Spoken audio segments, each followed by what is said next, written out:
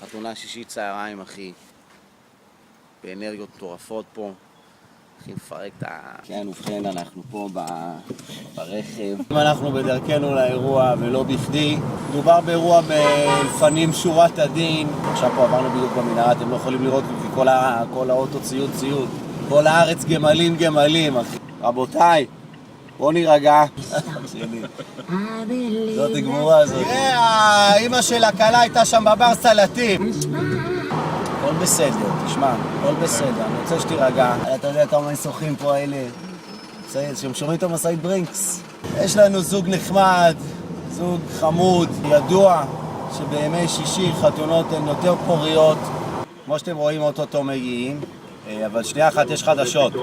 לעם האמריקאי. כתבנו יותם ברגר. אלמוני העלה באשת. אתר אינטרנט אוסטרלי דיווח שהנהג איבד את השליטה. לא, זה היה אתר אינטרנט אוסטרלי. אמרתי לך שחשוב לשמוע חדשות. עכשיו אנחנו קצת יותר רגועים פה עכשיו אחרי החדשות. אנחנו נפרוק את הציוד, ואחרי זה נפרק להם את הרגליים. חיים. אחות של שלומי שבת, אח שלי. זה מקום ישן נושן שלא עובד בשביל אף אחד. אין לי עבודה, אין לי מן הסתם את כל הזמן שבעולם לפרום עוד קשר.